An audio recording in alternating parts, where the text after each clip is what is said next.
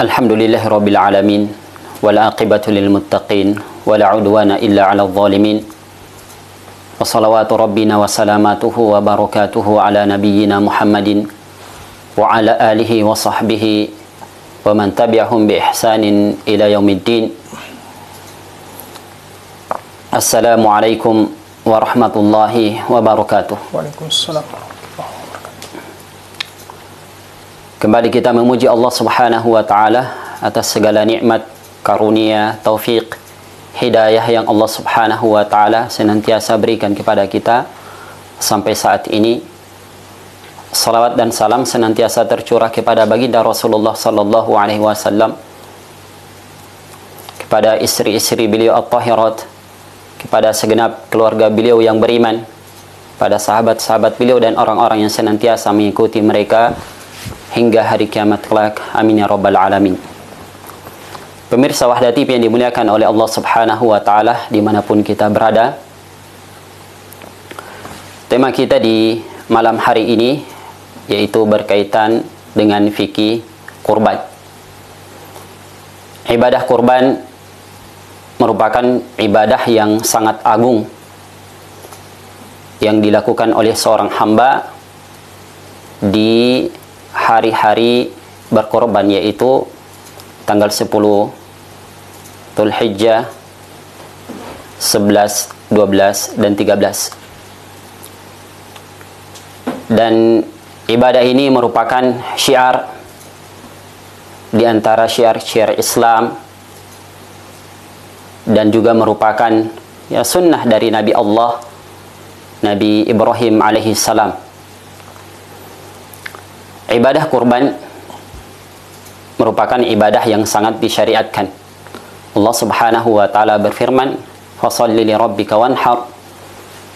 Kemudian di ayat yang lain di surah Al-An'am, "Qul inna salati wa nusuki wa mahyaya lillahi rabbil alamin la syarikalah."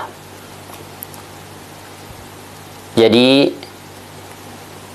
ibadah kurban ini merupakan ibadah yang disyariatkan oleh Allah Subhanahu wa taala. Dan hukumnya, hukum dari berkurban, mayoritas ulama mengatakan bahwasanya hukumnya sunnah muakkadah, sunnah yang sangat ditekankan, diharapkan supaya bisa dikerjakan. Dan sebagian ulama yang lain mengambil pendapat wajib. Di antaranya adalah Imam Abu Hanifah dan juga Syekhul Islam Ibnu Taimiyah, bagi yang mampu tentunya, berdasarkan sabda Nabi sallallahu alaihi wasallam, "Man kana lahu sa'ah wa lam yudhi fala yaqrabanna musallana." Siapa yang memiliki kemampuan untuk berkorban kemudian dia enggan untuk berkorban, maka jangan sekali-kali dia mendekati tempat salat kami. Dari hadis ini, dari ulama kita ada yang mengatakan wajib bagi orang yang mampu. Hewan kurban yang bisa dikurbankan yaitu dari hewan ternak, berdasarkan firman Allah Subhanahu wa taala dalam surah Al-Hajj, "Wa likulli ummatin ja'alna mansakan liyadhkuru ismallahi 'ala ma razaqahum min bahimatil an'am."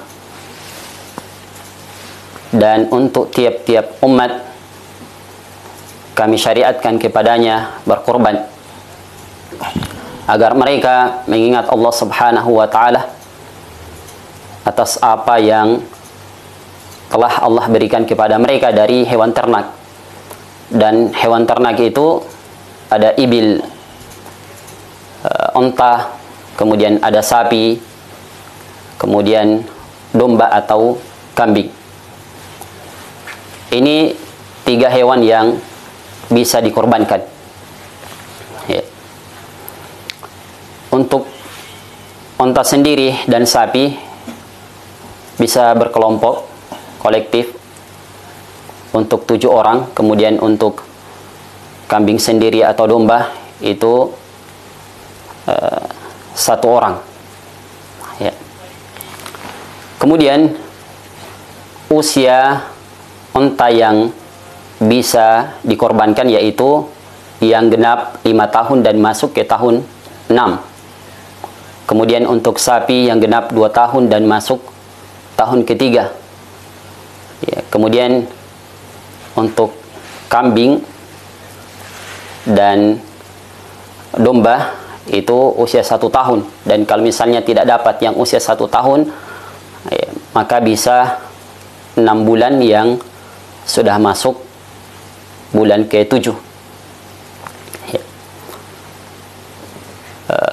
Kemudian di antara adab-adab yang harus diperhatikan oleh orang yang berkurban, yang pertama berkaitan dengan dirinya, yaitu setelah masuk bulan Dzulhijjah maka dia sudah tidak diperkenankan untuk memotong kukunya, mengambil dari rambut dan bulunya. Kemudian berkaitan dengan ya, adab untuk ketika menyembelih, itu perlu untuk diperhatikan oleh orang yang akan berkorban, yaitu membawa atau menarik hewan kurbannya dengan cara yang terbaik ya, sampai ke tempat penyembelihan. Ini perlu untuk diperhatikan. Ini diantara adab yang harus diperhatikan, yaitu tetap memperhatikan kenyamanan hewan yang akan disembelih. Ketika membawa ke tempat penyembelihan itu harus diperhatikan kenyamanannya ya. Dan ini disebutkan oleh Imam Abdul Razak dalam musannafnya. Kemudian melalui jalur periwayatan Ibn Sirin, beliau menyebutkan bahwasanya satu ketika Umar bin Khattab radhiyallahu taala anhu pernah melihat seseorang ya memandu atau membawa hewan yang akan disembelih itu ya menarik kakinya. Kemudian Umar bin Khattab radhiyallahu taala anhu menegurnya dengan teguran yang sangat keras, wailak, ya, celakalah kamu, ya. Qudha ilal mauti qudan jamila, ya. Bawa dia, ya, tuntun dia kepada kematian dengan cara yang terbaik. Ini perlu untuk diperhatikan, juga untuk memperhatikan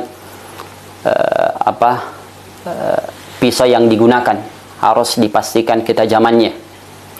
Ya, dicoba dulu dengan benda yang lain atau ya, yang dengannya kita tahu bahwasanya pisau yang digunakan itu betul-betul tajam. Ini mungkin sebagai pengantar yang bisa kami sebutkan pada malam hari ini. Hadza wa sallallahu ala nabiyina Muhammad wa ala alihi wasallim walhamdulillahi rabbil alamin.